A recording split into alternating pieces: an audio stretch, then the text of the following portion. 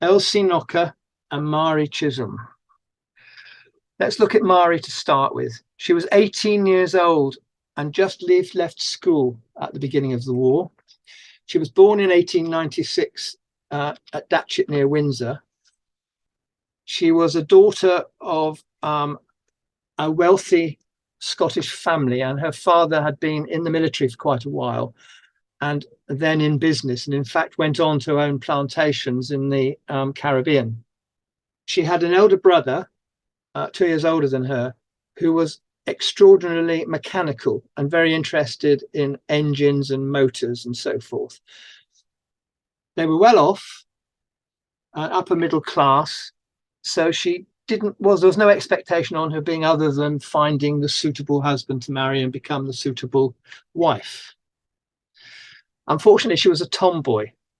For a considerable amount of her teenage years, she wore her brother's clothes, was always tinkering in engines, and just became much more of a mechanic than a lady of leisure who was going to marry into the aristocracy.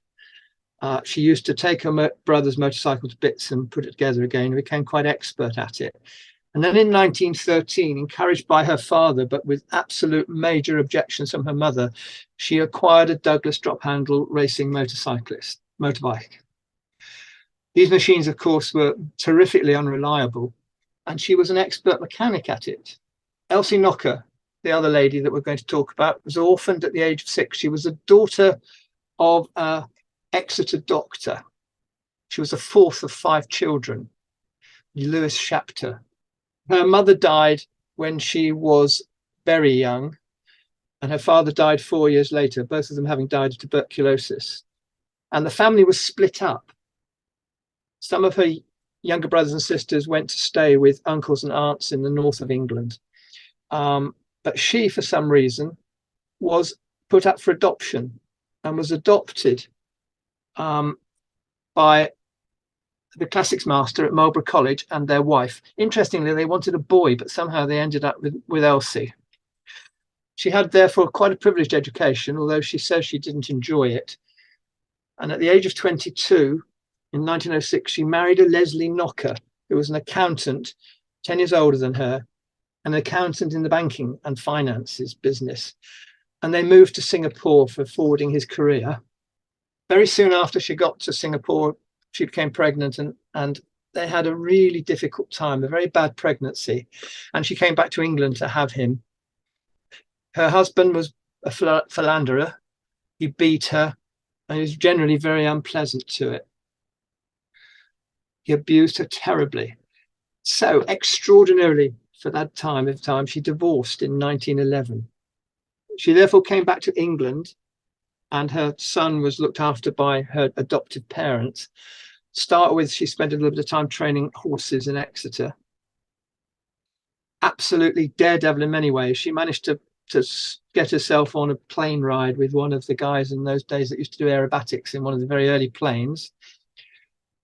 But she thought she had to have a career and she had to have money for herself. So she trained at Queen Charlotte's Hospital as a midwife in the Marylebone Road in London. And she qualified in July 1913 as a nurse midwife. With a legacy, she bought a Charterley motorbike sidecar. So she and Mari were both mad on motorbikes, mad on racing these motorbikes, going on hill climbs, trial tests, and knew each other a tiny bit from meeting at these meetings. And there weren't very many women doing it in those days. And then everything changed when the war broke out in August. Both Mari and Elsie independently got drawn to London to offer their services in the war effort at the very beginning of the war. They took their motorbikes and they volunteered for the Women's Emergency Corps as dispatch riders, running around London carrying messages between the various bits and pieces of government and military. Elsie, however, felt she needed to do more. And she had a hankering to cross the channel where the action was, in Belgium, where Germany was rapidly forcing the Belgian population towards the coast, where they were rapidly getting evacuated, most of them to Britain. News got to her of a corps that was being put together to provide an ambulance service on that Belgian front. There were 2 or 3 different private organisations setting up these things. The Duchess of Sutherland set up an ambulance corps. The Quakers set up an ambulance corps to go to Belgium in those first few weeks of the war. But she heard about Dr. Hector Munro, who was setting up a ambulance corps, which had been rejected by the War Office. The British, the French, and the American Red Cross didn't want to know anything about him.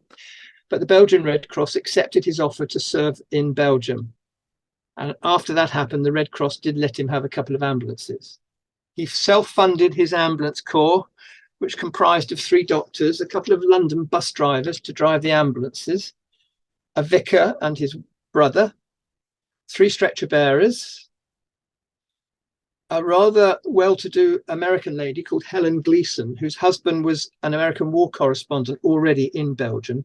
She had absolutely no nursing or medical training at all and was going to be in some secretarial capacity.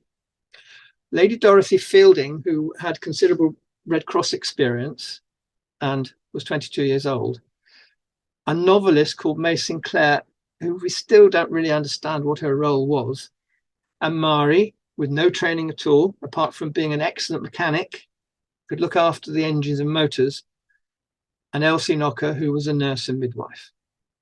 So they set sail on the 25th of September and landed in Ostend. So it's not long after the war had started.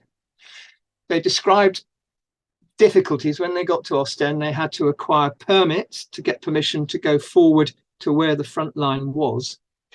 And they were aiming for Ghent, which is where the medical frontline pickup was happening.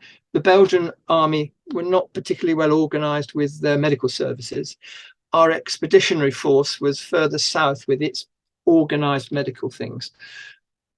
And the Germans were progressing so quickly that it was just chaos. They travelled there on a paddle ship and they were heading for Ghent. Antwerp fell to the Germans on the 10th of October.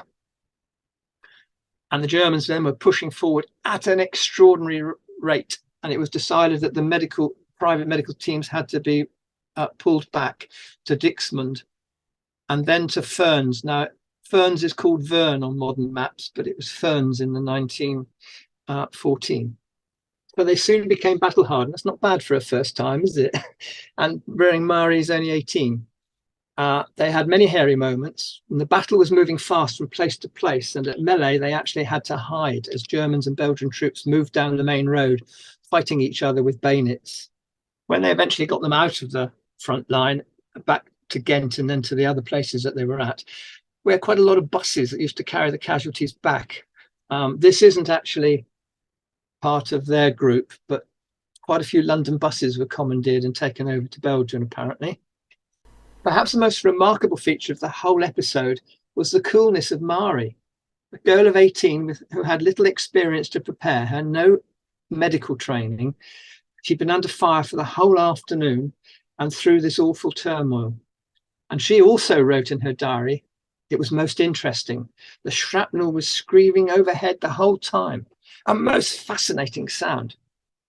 They had to contact with the enemy directly, as the extract from Elsie's autobiography in 1964 highlights.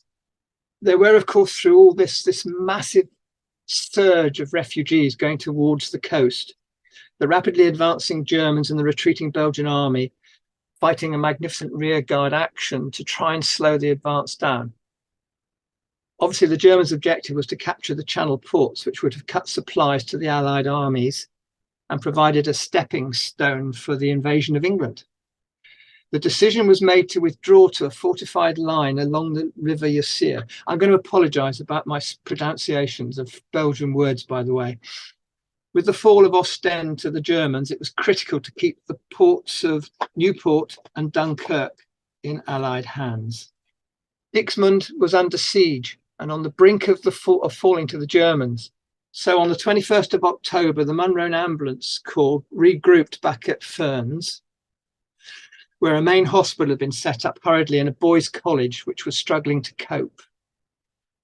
The wards were full to capacity and beyond. And Elsie and Marie spent plenty of time walking through these rooms, identifying the dead from the living and removing the dead bodies. The Corps took over a deserted house in Ferns to use as their base. There was some discord amongst the members of the Corps at this stage, and Elsie in particular was not happy with Dr. Munro's organisational skills. He was more interested in glamour and publicity than actually getting on with the work, apparently. To hold up the Germans, the Belgian authorities decided to flood the reclaimed land from Newport towards Dixmude. The British could not provide the reinforcements that were needed up there because they were bogged down at Ypres. So that, just to highlight, we've got the Pervyse, which is going to come into the discussion in a minute. That's the river. And coming off that river was the canal that went down to Ypres.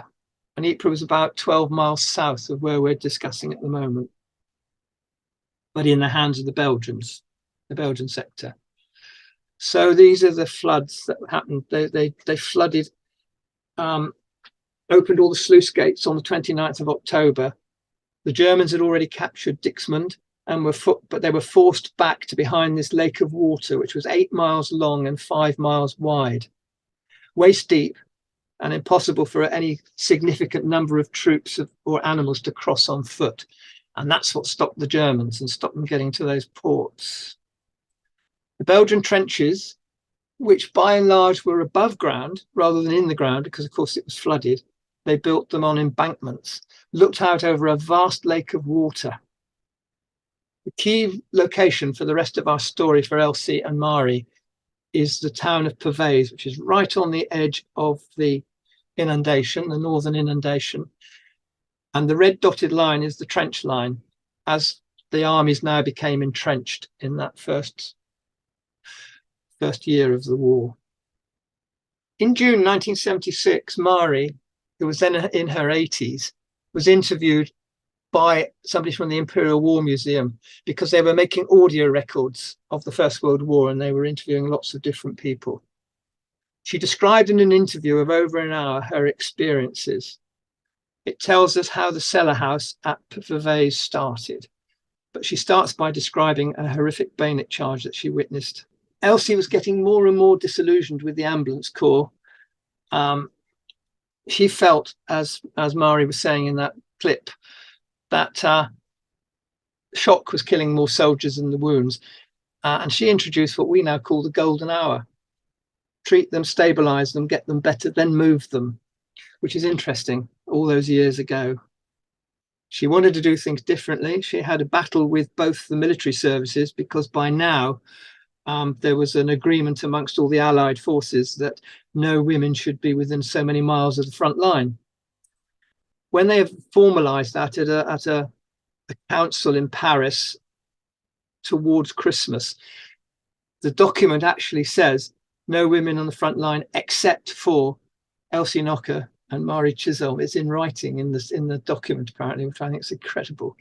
She went to Dunkirk to badger Sir Bertram Dawson, the chief medical officer of the British Expeditionary Force. And she also spoke to the senior commander, Prince Alexander of Teck, and they were both sympathetic to her idea. But she met major opposition from the French Admiral Commander of the section, Dr. van der Ginst, introducing himself to Marie, and he was very influential. Dr. Munro disapproved of the whole scheme, but she had the full support of the Belgian army. Those first few months were occupied with taking hot soup and hot chocolate out to the troops in the trenches, dealing with sick and wounded soldiers as a need arose. The cellar was about 10 feet by 12 feet and less than 6 foot high. Ventilation was minimal, and a smoky stove was their only source of heat. There was a little table in the corner, and straw was strewn on the floor. There was a rickety bed with a hard rock mattress. Two soldiers, Alphonse and Desiree, who had been sleeping in the cellar before these ladies came along, became their orderlies and cook. Shortly after they moved in, Dr. Henry Souttar, who was the chief surgeon of the British Field Hospital at Ferns, drove to Pervyse and found that the village was almost completely wiped out. He found Elsie and Mari treating wounded amongst the rubble outside their first aid cellar. He was impressed by their high spirits and sense of humour and admired them for their courage, which he thought was as contagious as fear. And he actually can be quoted as saying, "I think that the soldiers watching through the night in the trenches nearby must have blessed the women who were waiting there to help them and must have felt braver for their presence." A piano was rescued from a shelled house. So when the front was quiet, they had musical evenings, accompanied with many Belgian officers and later naval officers from the Newport flying plane base, the flying planes, seaplanes. News spread of their cellar post, and all sorts of senior officers and dignitaries came to visit them. The Munro Ambulance Corps depended heavily on private funds and donations, so any publicity was welcome and encouraged, and the news of the women's amazing work started to get into the British papers, and they became known as the Madonnas of Pervyse. An important visitor was King Albert I of Belgium, and he regularly visited his troops on the front line. He called at the cellar post late in 1914. In January 2015, General Jacques turned up at the house to tell them the astonishing news that the King of Albert had made them Chevaliers de l'Ordre de Leopold. The decoration is awarded for extreme bravery and for Belgian troops in combat and for meritorious service of immense benefit to the Belgian nation. Initially, there were a few basic comforts like water or toilet. They often boiled water from flooded shell holes. They slept in their clothes and washed minimally. The local Belgian army engineers, called Gines, did what they could in shoring up the building. They found a commode and a tin bath in the wrecks of other houses. By December 2014, the shelling of Pervyse was getting much worse, and there was concern for their safety. Very, very reluctantly, they were persuaded by the Belgian troops to move to a house on the far side of the village, which is several more hundred yards back from that front line.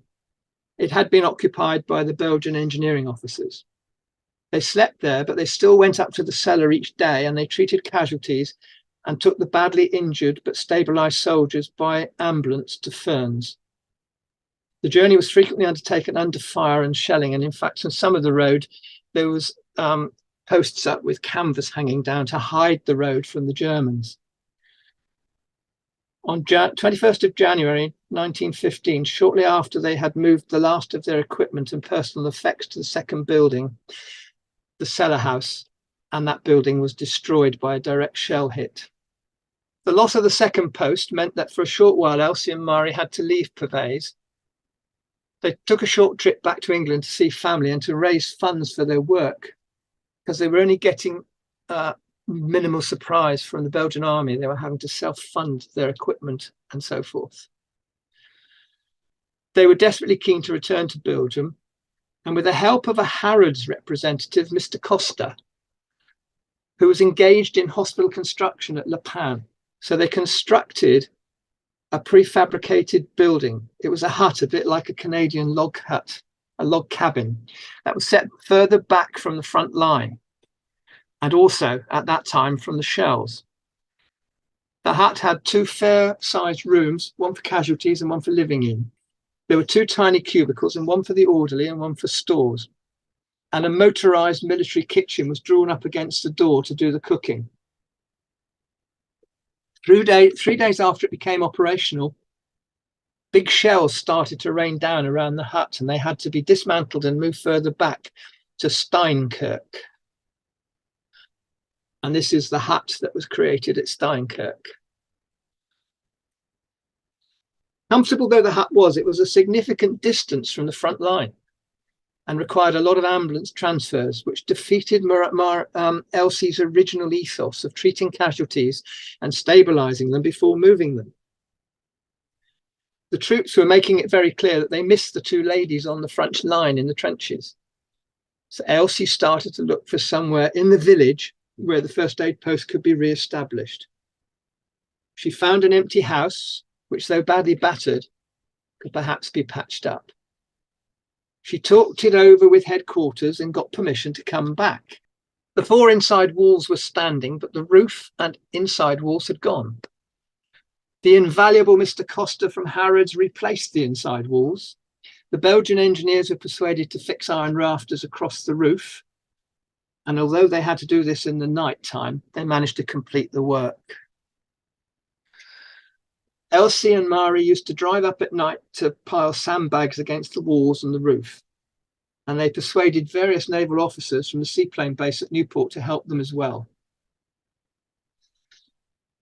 And while Elsie and Marie returned to England on a lecture tour to raise funds, Mr. Costa, the guy from Harrods, had the place concreted and fitted with a special heavy steel door paid for by Harrods, on which was painted a red cross. Even shrapnel couldn't penetrate this door. And that door is in the War Museum. I don't know if anybody's seen it. It's in the Imperial War Museum in London. The work continued during 1915 and 1916, supplying comforts to the troops in the line and dealing with the sick and wounded. They still maintain their infirmary hut at Sternkirk.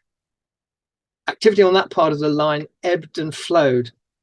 And in the quiet periods, they entertained many visitors, both senior military ranks and other dignitaries, including some British politicians. One of these visitors was Baron Harold de Cercles de Rattenhausen.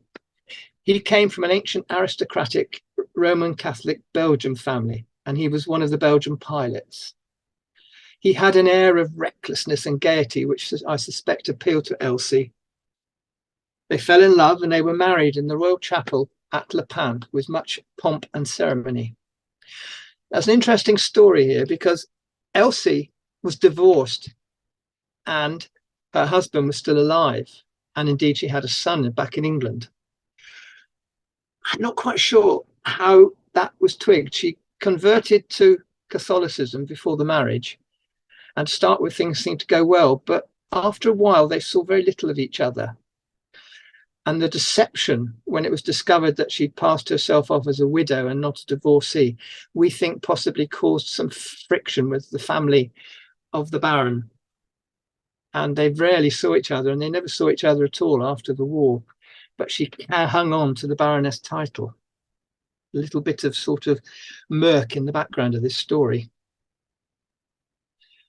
They were carried on as normal. So just to run through a few photographs to illustrate this. The ambulance was donated by the people of Sutton Coldfield, and that carried over 1,200 patients to hospital over its running time. So this is the third first aid post on the front line, courtesy of Harrods. As the war progressed, aircraft became more important, of course, and Elsie and Marie acquired an important recovery role. And this is described by Diana Atkinson in her 2009 book. There were quiet times at Pervyse. During these times, they entertained quite grandly, considering the surroundings. They once found an old punt in the ruins of the buildings, and they put it in a waterlogged shell crater, and distinguished guests were taken there for a picnic. It was known as Henley because they would sit and pretend that they were at the regatta. Completely bonkers. Oh, they also had fun and played pranks too. And so the third post became more and more established as the war dragged on. And we're now coming into 18. They'd even started to grow their own food in the quiet periods. But sadly, it all came to an end on the 17th of March, 1918. Both women were evacuated back to hospitals in England. They were very lucky because in the hospitals on the Channel coast, there was a Swiss specialist who was become quite expert at treating gassed casualties. And his methods of doing so, I think, probably saved their lives. Elsie never recovered sufficiently to return to Belgium. But on the 26th of March 2018, Marie received a letter from the commanding officer of the Belgian troops saying he was sorry to hear of their intoxication and hospitalization from gas. However, after convalescing in London, Marie had no intention of abandoning her work in Belgium and returned to Pervyse. 3 weeks later, she was gassed again, and the Belgian army closed the post for good.